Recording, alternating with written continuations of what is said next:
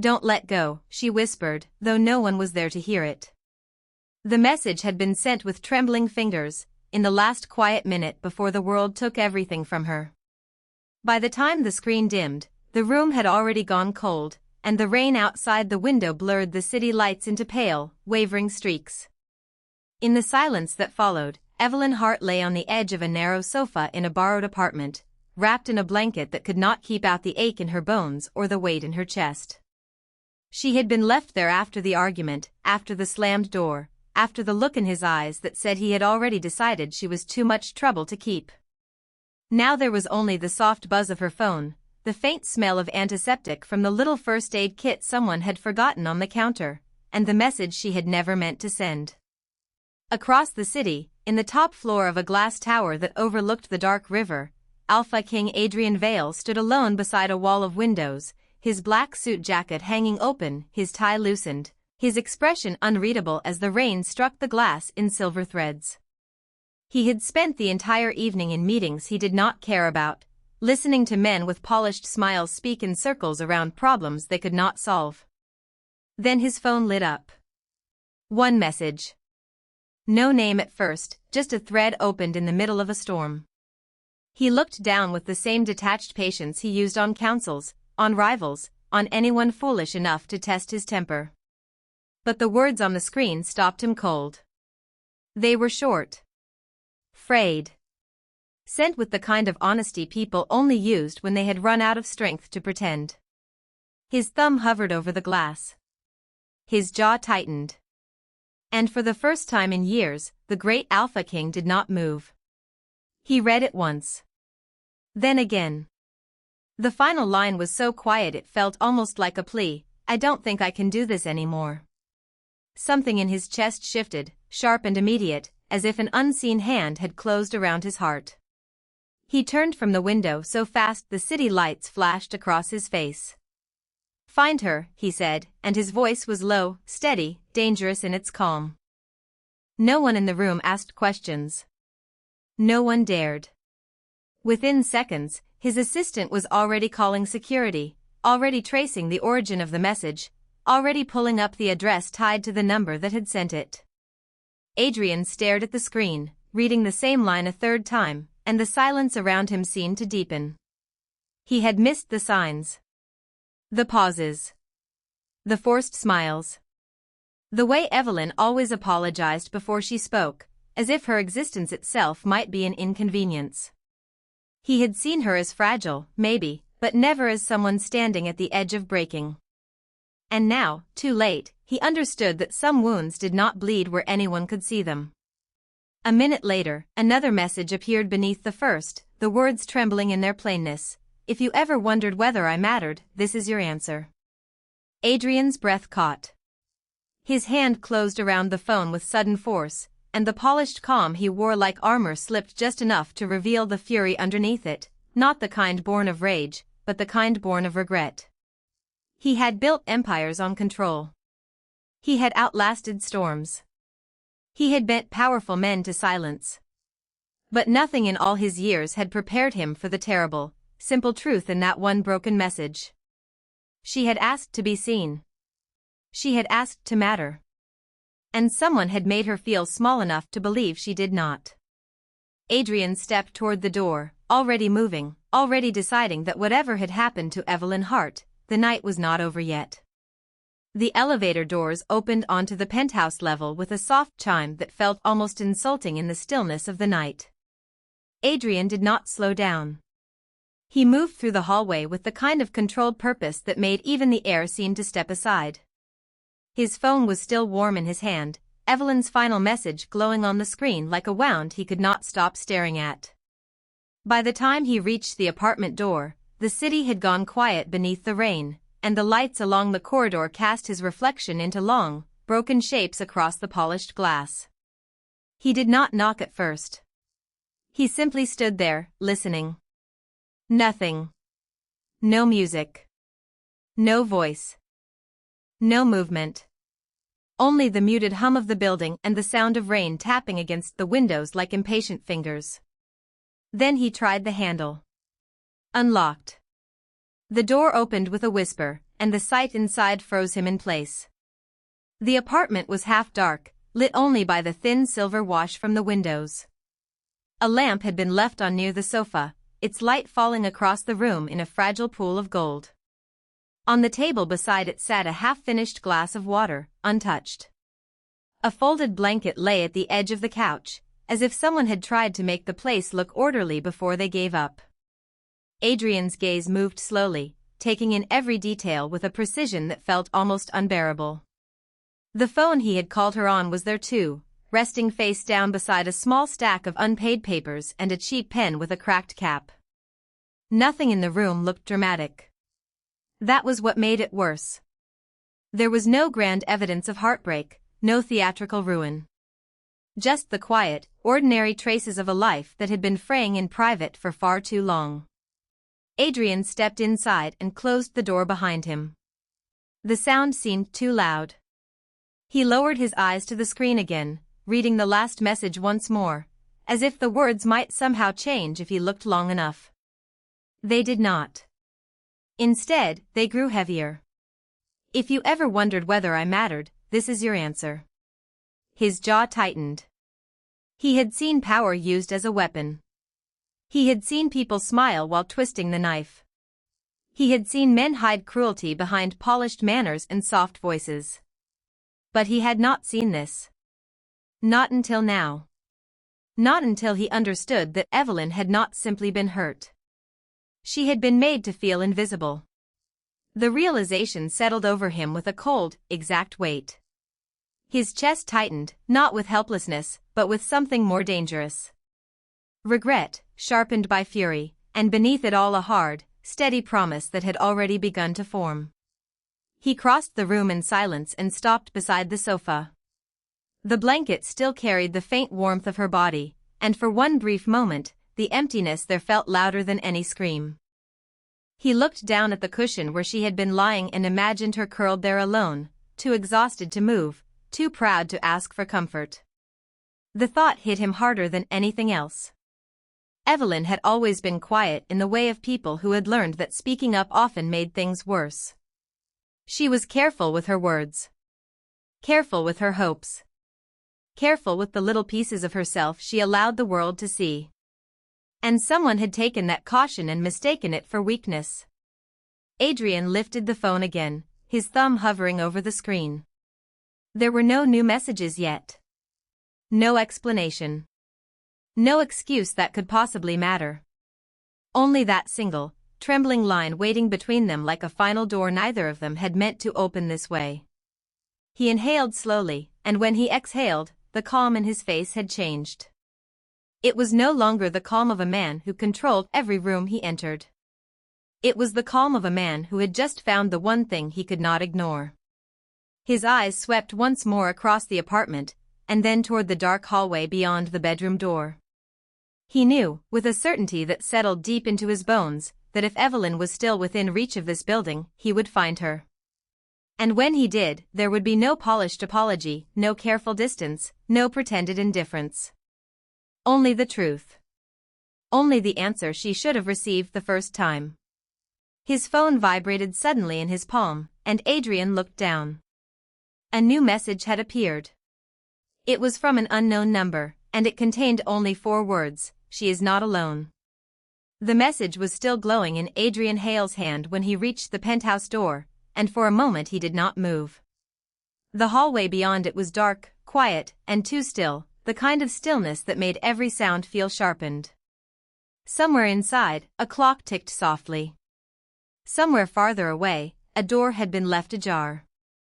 Adrian stood there with his jaw tight and his pulse steady in the way of men who had learned not to show panic, but his mind was no longer calm.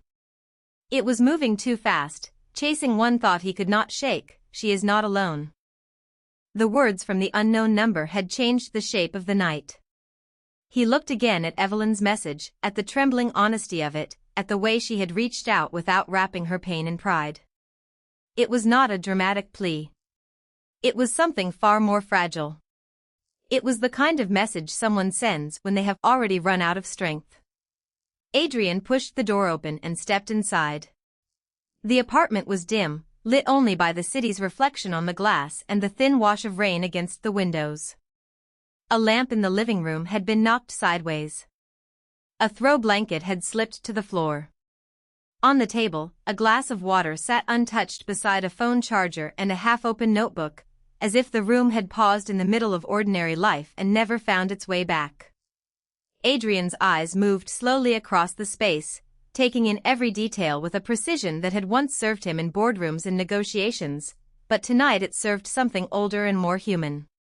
Concern. He crossed the room and found the notebook open to a page filled with uneven lines.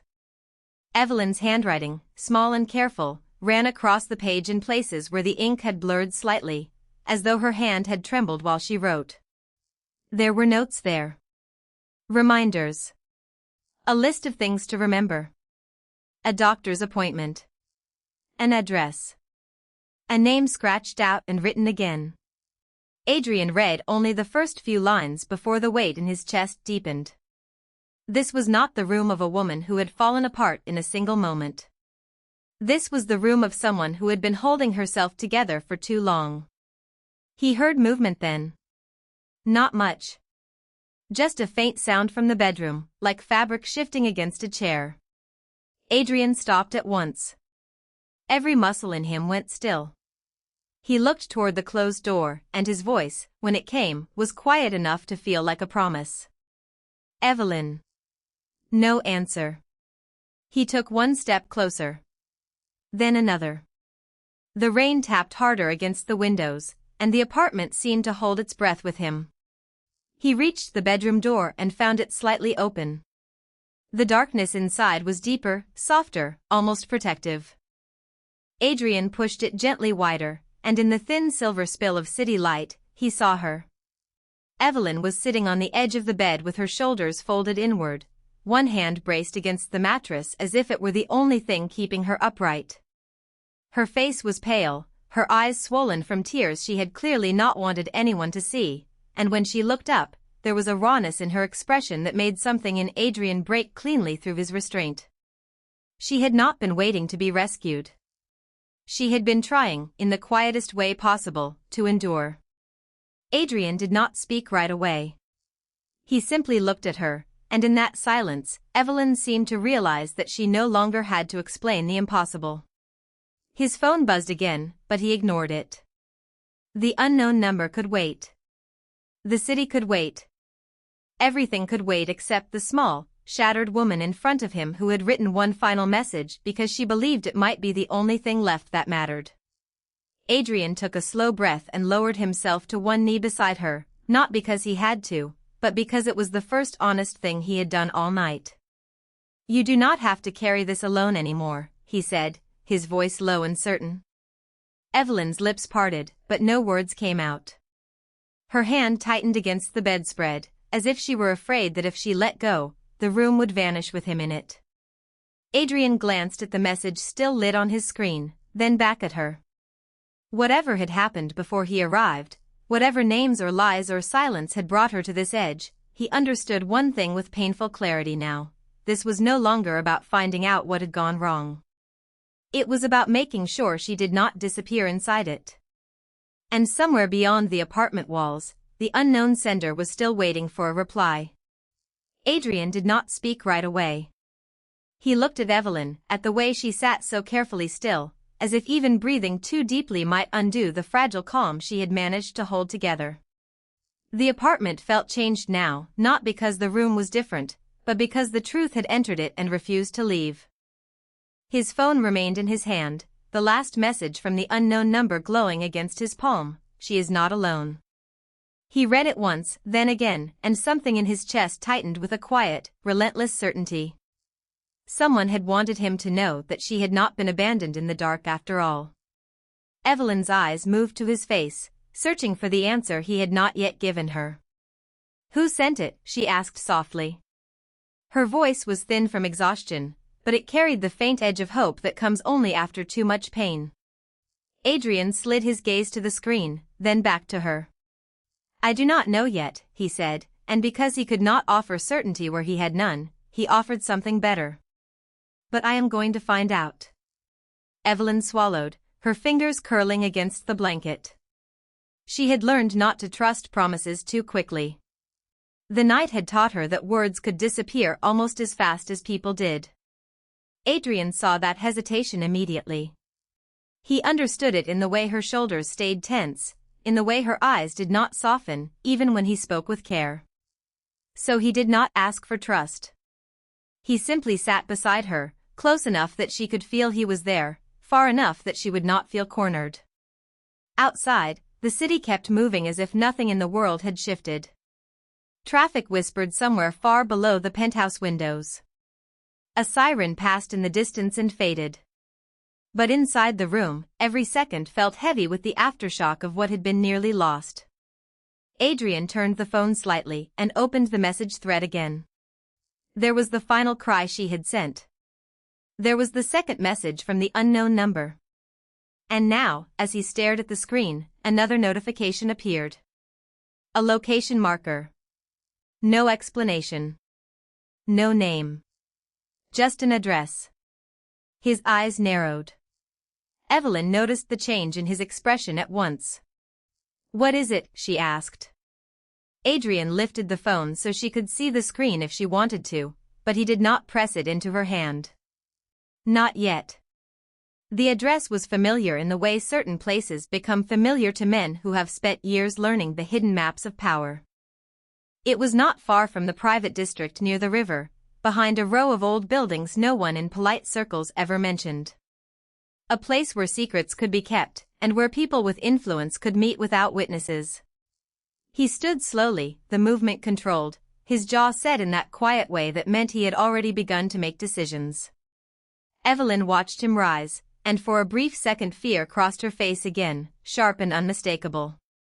Not fear of him. Fear that this night might still take something else from her. Adrian saw it and stopped. His voice lowered. "I am not leaving you." The words were simple, but they landed with a weight that made her eyes sting. She looked away first, as if ashamed of how much she needed to hear them. Adrian placed his phone on the nightstand, then reached for the water glass beside it and handed it to her without a word. The gesture was small, almost ordinary, but it seemed to steady her more than any speech could have done. She drank a little, then another sip, her hand trembling only once before settling. Adrian studied her with the kind of attention that did not demand anything in return. There was no pity in him, only a fierce, careful focus, like a man who had just discovered that something precious had been placed in his path and did not intend to let the world be careless with it again. "Do you remember anything about the person who was with you earlier?" he asked. Evelyn stared at the blanket for a long moment. When she answered, her voice was barely above a whisper. "Only that they were afraid." Adrian's brow tightened. "Afraid of what?" She shook her head once, small and tired. "Of being found." Silence stretched between them. The words settled into the room like dust in sunlight, revealing more than they concealed. Adrian looked toward the dark window, his mind already moving ahead, already measuring risk, already tracing possibilities that had been invisible a minute ago. Whoever had sent the message was not simply watching from a distance. They had seen enough to intervene. That meant Evelyn's story was larger than one broken night in one penthouse apartment. It meant the silence around her had been arranged, not accidental. And that thought, more than anything, hardened his resolve. He turned back to her. "Then we find them before they find you again." For the first time that night, Evelyn let herself look directly at him. The exhaustion was still there. The fear was still there. But beneath it, something else flickered, small and dangerous and alive. Trust, perhaps. Or the beginning of it. Adrian noticed the change and did not rush it. He simply held her gaze and waited, as if he understood that some people had to cross a great distance inside themselves before they could believe they were safe. Then his phone lit once more in the dark. A final message. This time, only one line, "Come alone if you want the truth." Adrian stared at it, then slowly lifted his eyes toward the door. The night, it seemed, was not done asking questions. And now he had an answer of his own. Adrian did not look away from the screen at first. The final message still glowed in his hand, short and cold, demanding a choice that felt larger than one apartment, larger than one night. Come alone if you want the truth. Around him, the penthouse had gone unnaturally still. Even the city outside seemed to hold its breath behind the glass. Evelyn remained where she was near the edge of the sofa, her hands folded tightly in her lap as if she were trying to keep herself together by force alone. She had gone pale from exhaustion, but there was nothing fragile in the way she watched him now. It was a quiet, careful watch, the kind that came from someone who had learned not to expect safety for free. Adrian lowered his phone and finally met her eyes. I am not leaving you here. The words were simple, but they landed with weight. Evelyn swallowed. You should not go at all. He could hear the strain beneath her voice, the effort it took to say anything at all. If they wanted to trap you once, they can do it again. Adrian understood that. He understood it too well. The message was a lure, and whoever sent it had already shown they knew how to wait in the dark. But there was something else now, something that had begun the moment he saw the way Evelyn's hands trembled as she tried to speak about a night she still could not fully face. This was no longer only a search for facts. It was a reckoning. He moved closer, stopping a few feet from her, careful not to crowd the space she was guarding so fiercely. Then we do not let them separate us. Evelyn's eyes flickered at the word us, as if she had not expected to be included in anything so steady. Her breath caught, just slightly. Adrian noticed. He noticed everything now. The bruise of fatigue around her eyes. The way she kept glancing toward the door. The small, instinctive flinch whenever the phone lit up in his hand. She was not asking for rescue. She was asking, in the only way she knew how, not to be left behind. That was the part that stayed with him. Not the message itself. Not the danger. Her quiet dignity in the middle of all of it. He turned away long enough to send one brief reply, I am coming, but not alone. He did not wait for an answer. Instead, he slipped the phone into his pocket and crossed to the wall panel near the entryway. Within seconds, he had the security system pulled up, the live feeds from the building entrance and the service corridors appearing in clean, silent rows. No movement. No obvious threat. That only made him more alert. Whoever sent that message knows the building, he said. Or knows someone who does. Evelyn looked down, her fingers tightening together. That is what I was afraid of. Adrian glanced back at her. You knew? I suspected. Her voice was barely above a whisper. There were things that did not fit. People who knew too much. Doors that were unlocked when they should not have been. I kept telling myself I was imagining it. She lifted her gaze, and this time there was no apology in it, only a tired honesty that cut deeper than fear ever could. It is difficult to trust yourself when everyone around you acts as if your instincts are the problem. Adrian felt something sharp move through him at that. Not anger exactly. Recognition. The kind that arrived when a truth mirrored a wound you had not spoken aloud. He knew that feeling. He knew what it meant to be expected to ignore the pattern because admitting it would mean facing betrayal. He looked back at the feed, watching the dark hallway beyond the penthouse door. Then let us stop guessing. A soft sound drew his attention. Evelyn had shifted forward just enough to reach the side table. Her hand hovered over a small stack of papers he had not noticed before, then settled on top of them. The motion was cautious, almost apologetic, as though even now she feared taking up too much space. Adrian stepped beside her and saw what she had been holding back. More notes. More fragments. Times, names, room numbers, a few lines in her careful handwriting. A trail of uncertainty that had been too easy for everyone else to dismiss. His chest tightened. She had been trying to build a map out of broken pieces while people around her insisted there was nothing to see. You kept all of this. Evelyn gave a small, humorless exhale. It felt foolish at first. Then it felt necessary. Adrian picked up the top page and read quickly. The more he saw, the clearer the shape of the night became. Not a random disaster. Not a misunderstanding. A sequence of omissions. A door left open. A message unanswered. A name crossed out and rewritten. A silence placed exactly where someone needed it most. When he lowered the paper, his jaw had gone hard. This was arranged. Evelyn did not look surprised. That was worse. She had already been carrying the suspicion, maybe for days, maybe longer, alone in the part of herself no one had bothered to protect. I did not want to believe it, she said. Because if it was true, then someone chose all of this. Adrian felt the room narrow around that sentence. Chose. It was one thing to survive an accident of bad timing. It was another to realize a person had made decisions that left you bleeding inside your own life. He set the papers down with slow care. Then he reached for his phone again, not to answer the unknown number, but to make a call of his own.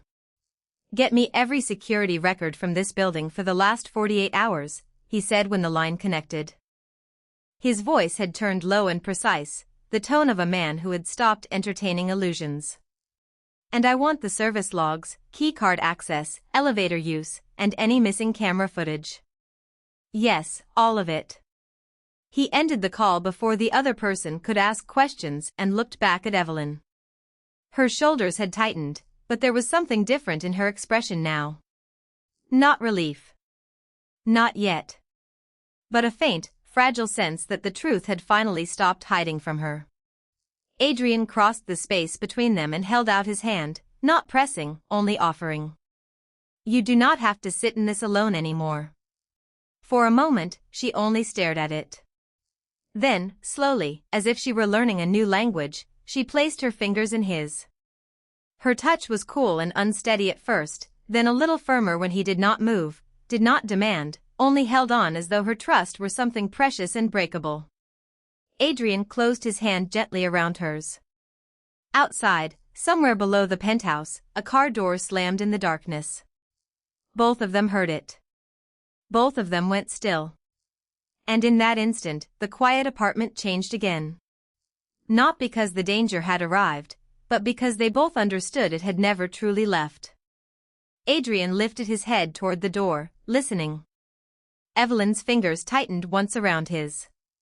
Whatever came next, she was no longer invisible in it. Adrian did not move for several seconds after the car door slammed below.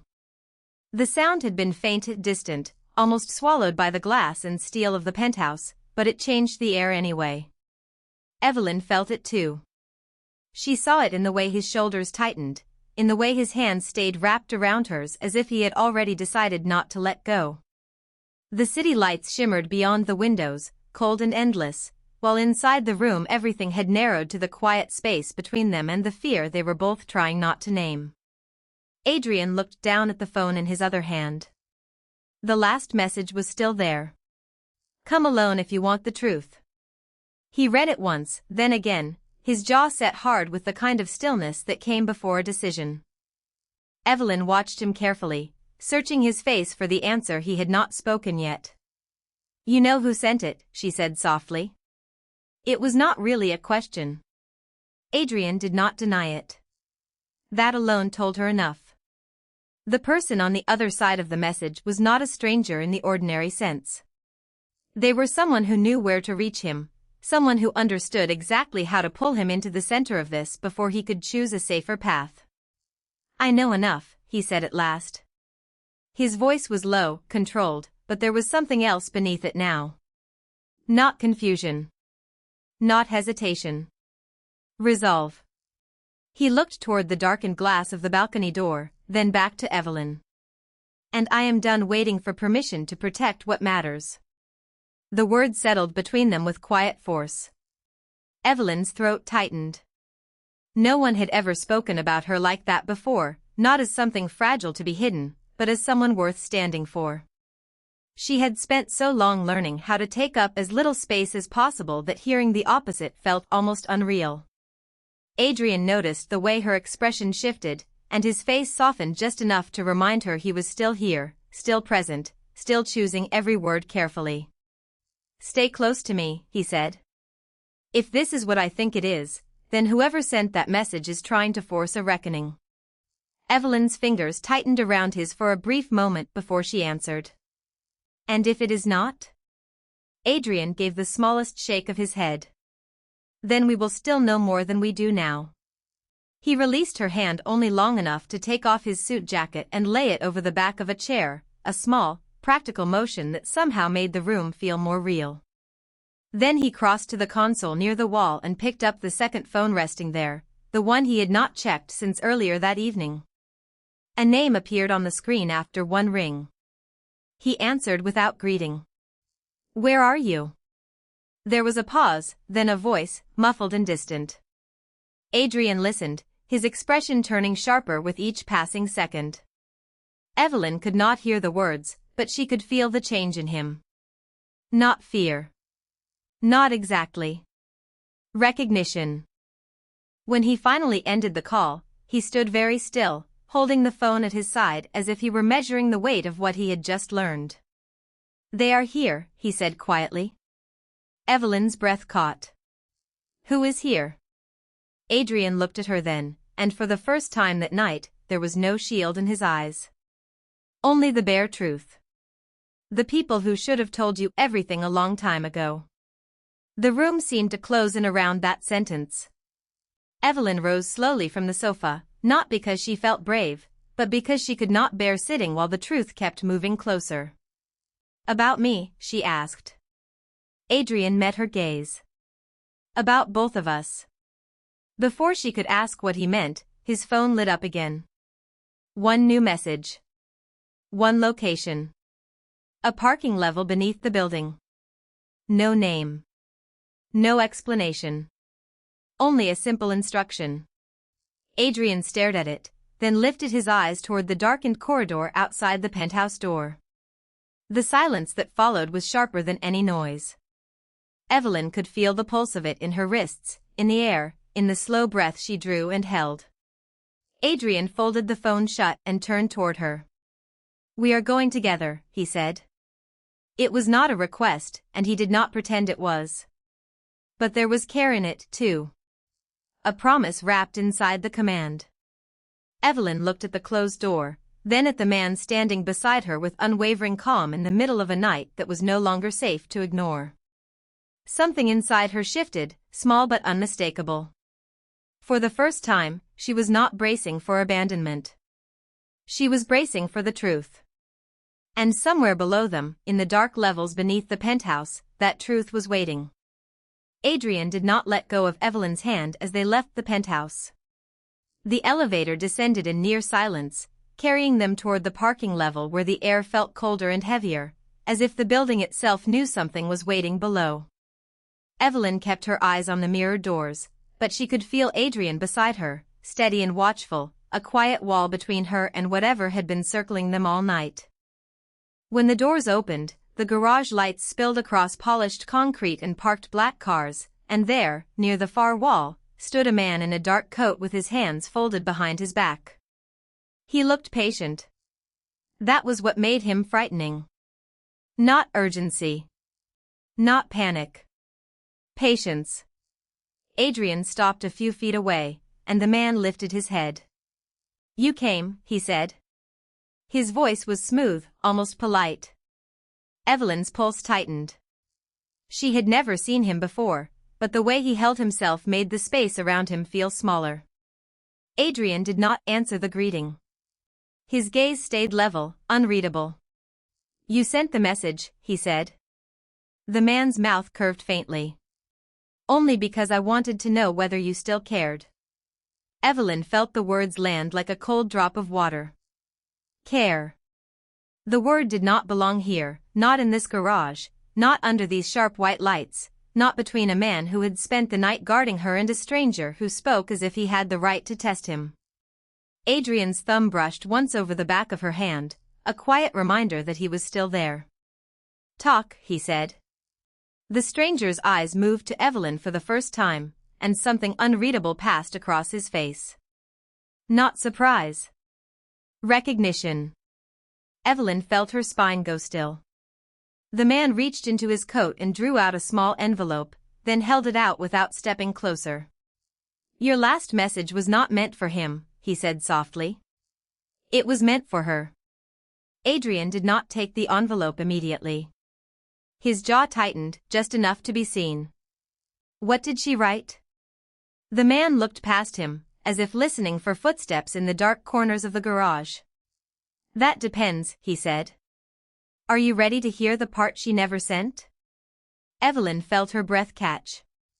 The envelope trembled once in the stranger's hand, not from fear, but from something more troubling. Hesitation. Adrian took it at last, broke the seal, and unfolded the single page inside. Evelyn could not see the words from where she stood, but she saw his face change as he read. Not in a sudden flash. In stages. First stillness. Then disbelief. Then something deeper, more painful than either. His eyes lowered to the page as if the ink had begun to burn. When he finally spoke, his voice was quieter than before. She knew. The stranger gave a single slow nod. She knew long before tonight. Evelyn's throat tightened. She looked from the paper to Adrian's face, searching for any sign of what had been written there, but he was no longer looking at the message. He was looking inward, as though the words had opened a door inside him he had kept locked for years. The garage was silent except for the low hum of the lights and the distant echo of a car door closing somewhere above them. Then Adrian folded the page carefully and looked at the stranger. Why tell me now?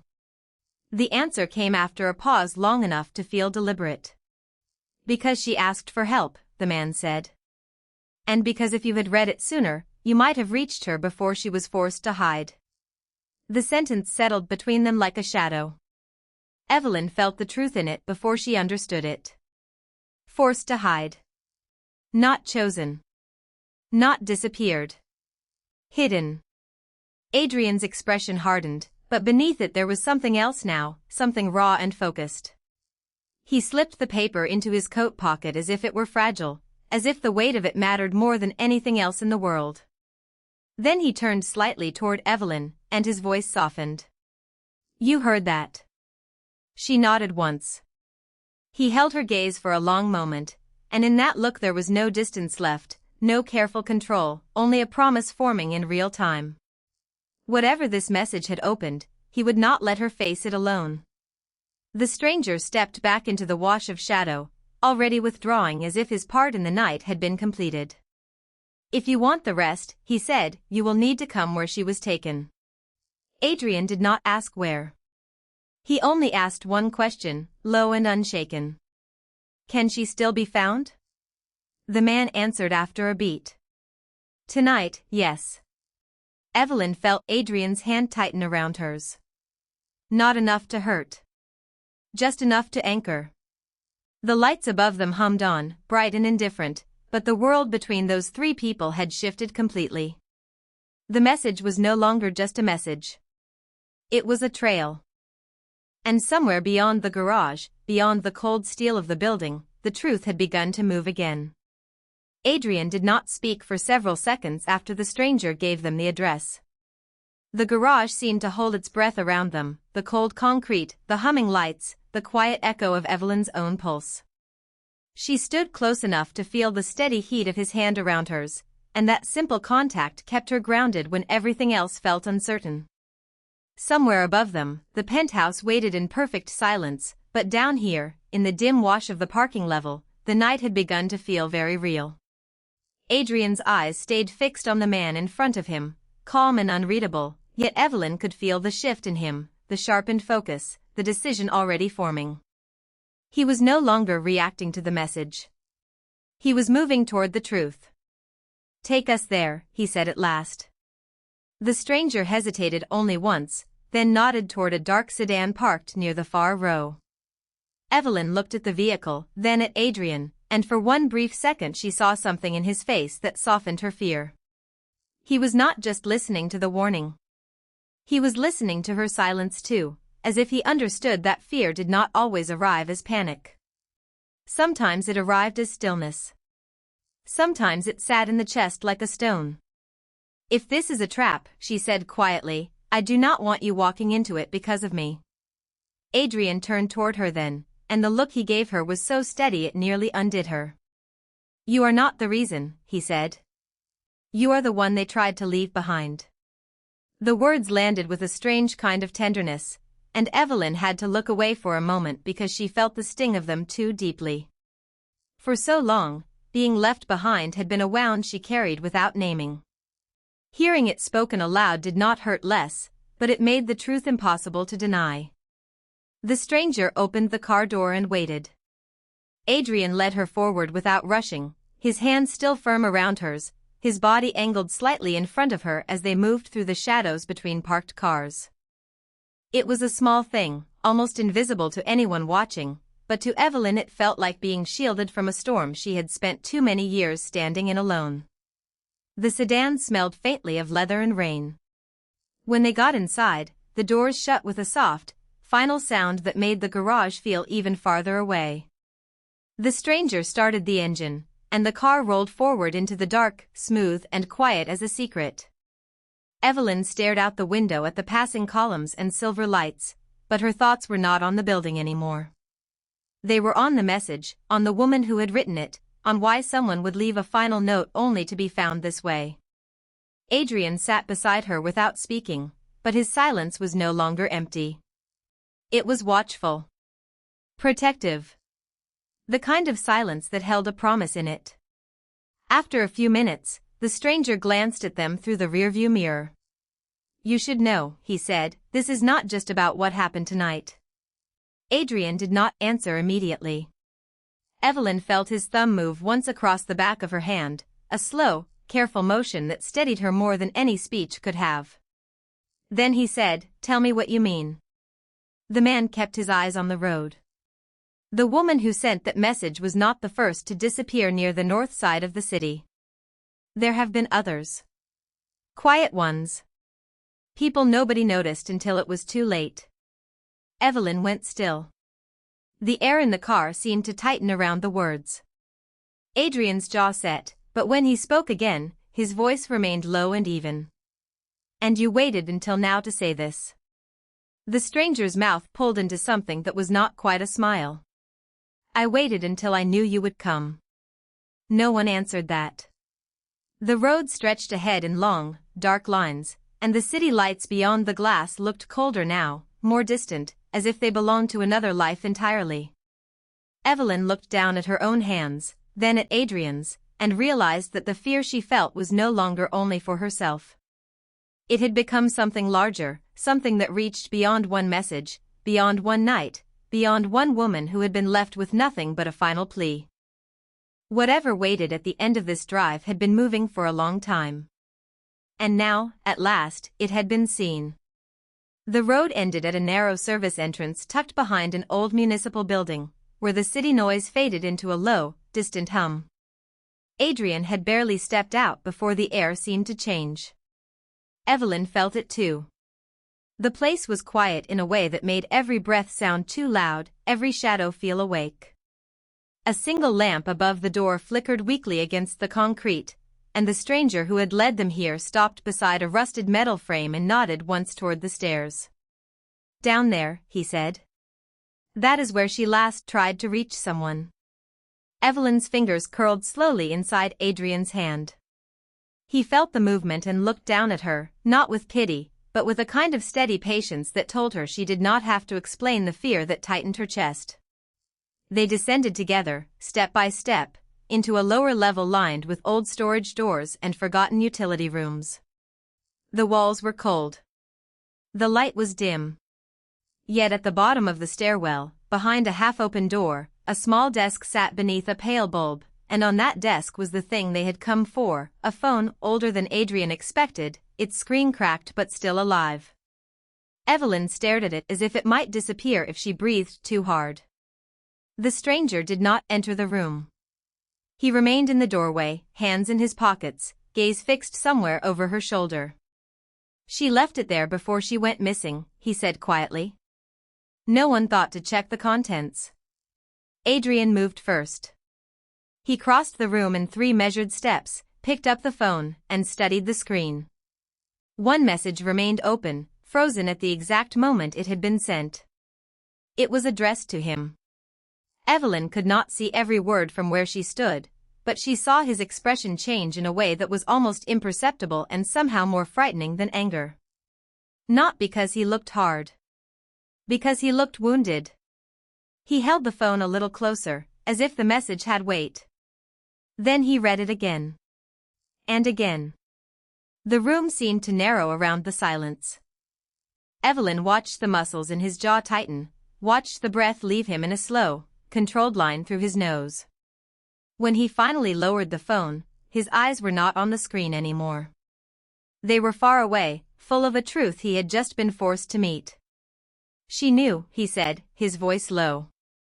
The stranger gave a small, unreadable nod. "She knew enough to be afraid." Evelyn took a half-step forward before she realized it. What did she write? Adrian did not answer her right away. Instead, he turned the phone so she could see the message herself. It was short. Terribly short. Not a confession. Not an explanation. Just the last breath of a woman who had understood she was being watched, and had still chosen to speak. Evelyn read it once, then again, feeling the words settle somewhere deep and painful inside her.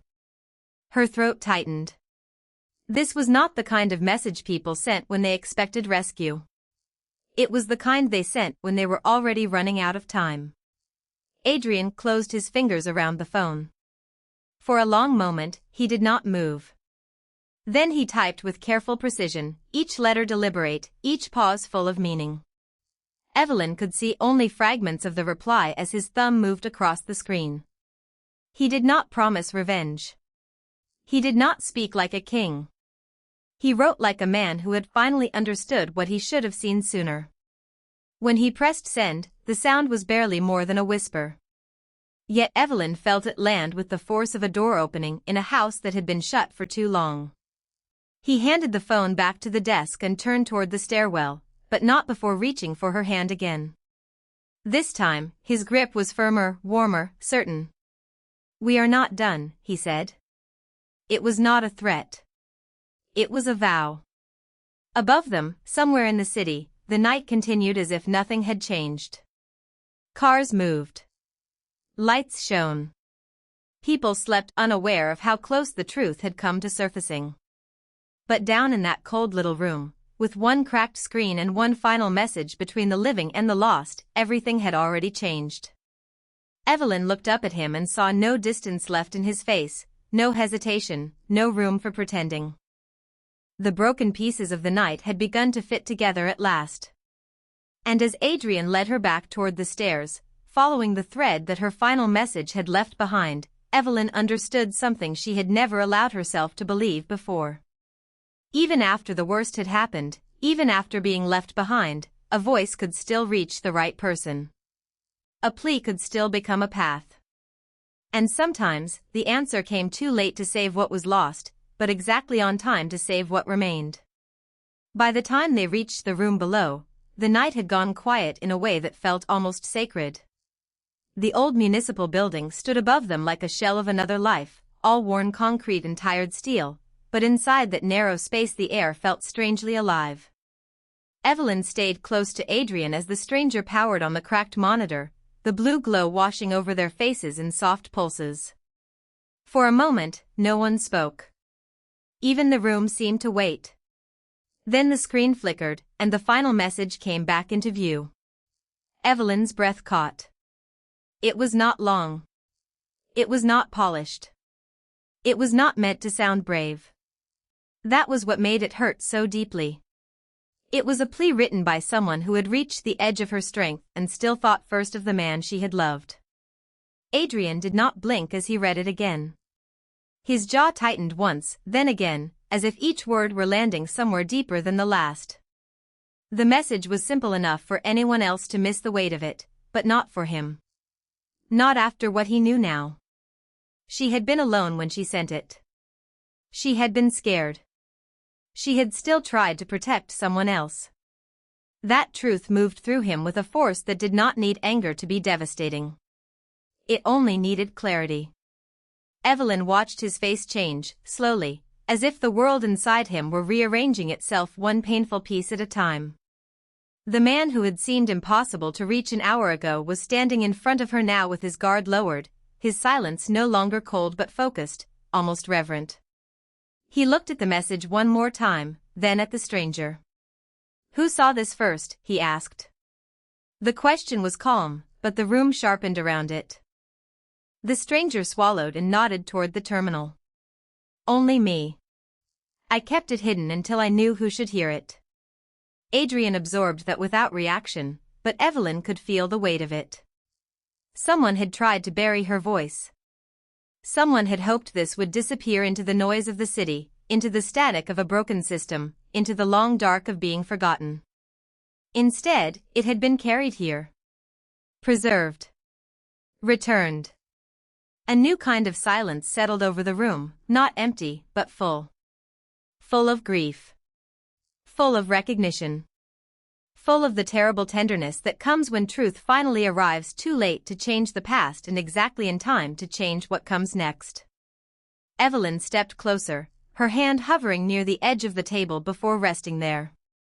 She had not meant to touch anything, but the need to feel real, to feel grounded, was stronger than caution. Adrian noticed. He always seemed to notice. He turned to her then, and in his eyes there was none of the distance she had once feared. Only a steady, measured resolve. "She knew," he said quietly. Evelyn looked at him, confused for just a second. "Knew what?" "That I would read it." The words were simple, but they changed the air. Adrian looked back to the screen, then down at the message that had crossed the line between life and loss. "She did not write this to be forgotten." His voice was low, controlled, but it carried the force of a promise. "She wrote it because she believed someone would still come." Evelyn felt that in her chest like a slow opening door. All the hurt of the night was still there. The unanswered calls. The waiting. The long stretch of fear. None of it vanished. But something else had entered with the truth. Something softer. Stronger. A belief that even the smallest message could survive long enough to become a path back to the heart it was meant for. Adrian reached for the keyboard and began typing with deliberate care, each word measured, each line built like a vow. He was not trying to fix what had already been broken. He knew better than that. Some things could not be repaired. Some losses remained. But he could answer. He could make sure her last words did not end in emptiness. When he finally stopped, the stranger glanced at the screen and then away, as if even he understood that what had just been written belonged to something larger than the room. Evelyn did not see every word at first. She only saw Adrian's expression as he sent it. Not rage. Not despair. Something steadier than both. The kind of resolve that comes when a man finally understands what he was always meant to protect. Outside, the city kept moving. Traffic lights changed. Windows glowed. People made dinner, locked doors, and turned out lamps without knowing that in a small room beneath old concrete, a final message had found its answer. And this time, the answer did not come too late to matter. It came in time to carry her name forward, in time to pull the truth out of hiding, in time to make Evelyn realize that the night was not ending in loss. It was ending in a beginning she had never dared to hope for. Adrian closed the laptop slowly and looked at her, the distance between them gone at last. "We are going to finish this," he said. Not as a threat. Not as a performance. As a promise.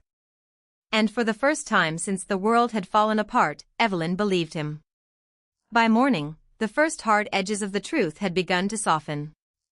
Not because the danger was gone, but because it was finally being named. Adrian had spent the last hour making calls in a voice so calm it almost frightened the people on the other end.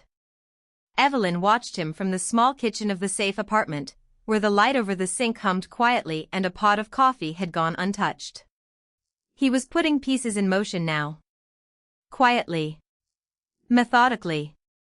The kind of man who did not need to raise his voice to make a room obey. The stranger from the municipal building had already gone to verify the account on the laptop. A records clerk had been contacted. A digital trail had been pulled apart line by line. And somewhere inside that growing web of evidence, Evelyn's message had become more than a plea. It had become proof. She stood barefoot on the cold tile, wrapped in one of Adrian's spare shirts because her own clothes from the night before had been too damaged to salvage. The fabric fell loose around her frame, and for the first time in what felt like years, no one was telling her to make herself smaller. No one was looking at her like she was an inconvenience to be hidden. Adrian ended one call, then looked up and found her watching him. His expression changed at once, the stern focus easing into something warmer. "You should eat," he said gently. She gave a small, tired shake of her head. "Not yet." Her voice was still thin, but it no longer sounded lost. He crossed the room and set a glass of water near her hand. The movement was simple. Careful. Certain. Evelyn stared at it for a second before lifting it to her lips. The water was cool, and the first swallow felt like returning to herself. Adrian leaned against the counter, studying her in that quiet way he had, as if he was learning the shape of her strength now that the noise had finally gone out of the room. "The record from the building matches the number you received the night everything went wrong," he said. "Not all of it, but enough to prove someone wanted you isolated." Evelyn looked down. Even now, the memory of that night pressed at the edges of her chest, not as sharp as before, but still present. The fear. The confusion. The unbearable silence that had followed. "So what happens now?" she asked. Adrian did not answer right away. Outside, a car passed on the street below, and the ordinary sound somehow made the moment feel more real. "Now," he said at last, "we make sure they cannot bury this again." There was no dramatic promise in his tone. Only certainty. Evelyn let that settle over her like a blanket. It did not erase what had happened. It did not return the hours she had lost to fear and pain. But it gave shape to something she had almost forgotten existed. A future. Not a perfect one. Not an easy one. But one with walls that held, doors that locked, and a man who did not look away when the truth became uncomfortable. Later that morning, when the evidence file was nearly complete, Adrian moved to the window and checked the street below. He stood there for a long moment, one hand resting lightly against the glass. Evelyn noticed the tension in his shoulders, the way he remained alert even in stillness. He was always listening for what others missed. Always one step ahead of trouble. And yet when he turned back to her, his face had softened again. "We take this to the board this afternoon," he said. "You do not have to speak unless you want to." Her throat tightened. No one had offered her that kind of choice in a very long time. Not permission. Not control. Choice. She nodded once, and that small motion seemed to carry more weight than words. Adrian walked toward her, slow enough not to overwhelm, and stopped a few feet away. "Whatever comes next," he said, "you will not stand through it alone." Evelyn held his gaze. In the quiet that followed, something fragile and lasting began to take root. Not just relief. Not just safety. Trust. The first steady step out of the dark. By afternoon, the tension in the safe apartment had changed shape. It was still there, still sharp at the edges, but now it moved with purpose instead of panic. Evelyn stood near the window while Adrian spread printed pages across the table, his phone pressed to one ear as he spoke to someone on the board in a steady, controlled voice. He had not raised it once. He did not need to. People listened when he spoke like that, as if every word carried weight. Evelyn looked down at the final message he had recovered. Her own words. The last thing she had sent before everything broke apart. Seeing them again made her chest tighten in a way that was almost unbearable, but there was something else there too, something softer beneath the pain. Proof. She had not imagined the fear. She had not been too weak, too dramatic, too late. Someone had heard her. Someone had kept listening when the world had already turned away. Adrian ended the call and set the phone down. "The board is meeting in 2 hours," he said. "They are ready to hear what happened." Evelyn's fingers curled around the edge of the windowsill. "And if they do not believe me?" The question came out quieter than she expected, but it carried the kind of exhaustion only broken trust could leave behind. Adrian crossed the room and stopped beside her, not touching her, only close enough that she could feel the warmth of him there. "Then they will hear the evidence," he said. "And if that is still not enough, they will hear me." She turned toward him slowly. There was no performance in his face now. No polished calm meant for other people. Just something steady and human, something that made room for all the fear she still carried. For a moment, she let herself believe that maybe she did not have to fight every battle alone anymore. Maybe the part of her that had been left bleeding in the dark was not the end of her story. Maybe it was only the place where the truth had begun. Adrian glanced at the table, then back to her.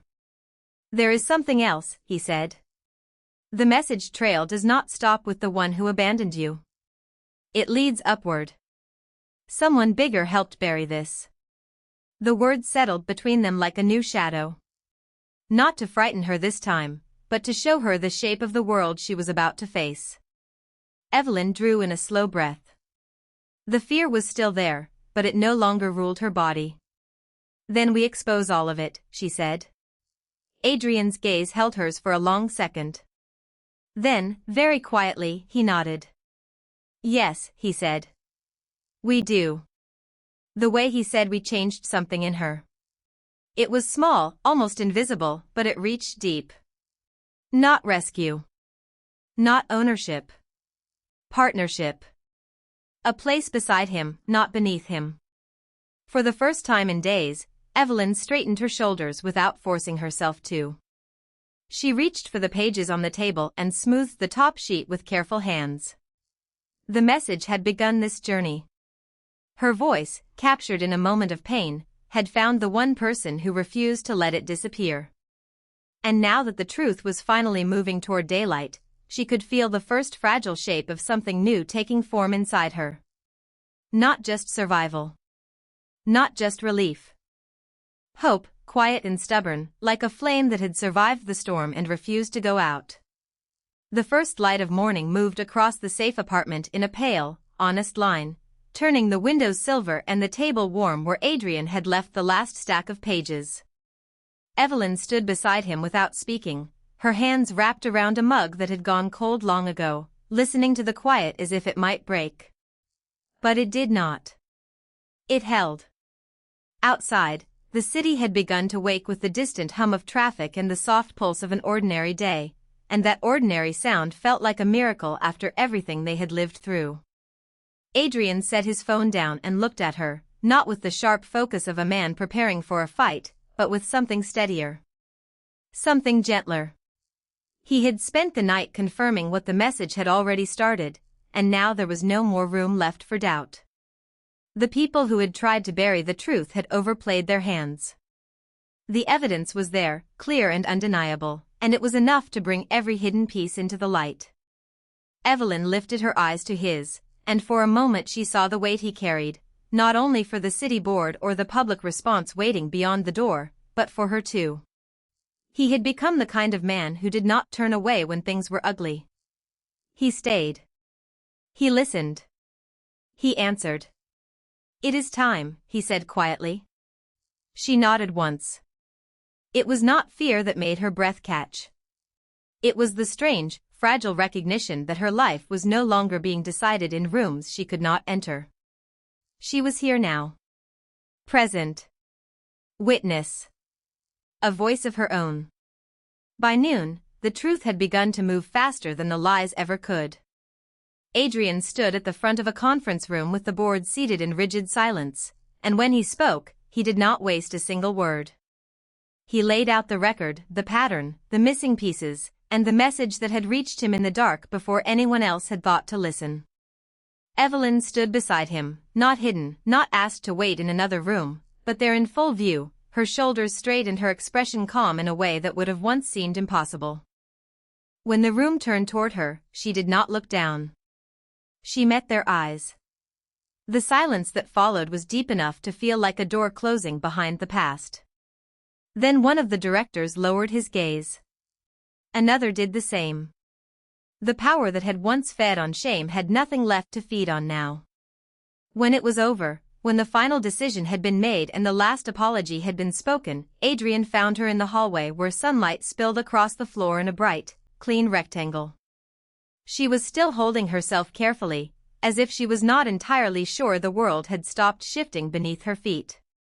He came to stand beside her, close but not pressing, and she turned toward him with the smallest smile he had seen on her face since the beginning of it all.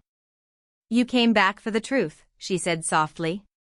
His expression changed at once, the corner of his mouth lifting with something that looked almost like relief. "I came back for you," he answered. And this time, the words did not sound like a promise made in the middle of crisis. They sounded like a life already chosen. Evelyn looked out through the wide glass doors toward the city beyond, toward the moving streets and the bright scatter of rooftops, and she realized she no longer felt like someone waiting to be rescued. She felt like someone who had crossed through the fire and found herself still standing. Stronger, not because the pain had never touched her, but because it had not been allowed to define her ending. Adrian reached for her hand, and she let him take it. Their fingers fit together with a quiet certainty that needed no witness. In the days that followed, the apartment was no longer a shelter from the storm. It became a beginning. There were calls to make, apologies to accept, papers to sign, and a future to rebuild piece by piece. But for the first time, those tasks did not feel like survival. They felt like choice. One evening, as the sky outside the windows turned the color of soft amber, Evelyn stood beside him and watched the city lights come alive below them, one by one, like stars finding their place.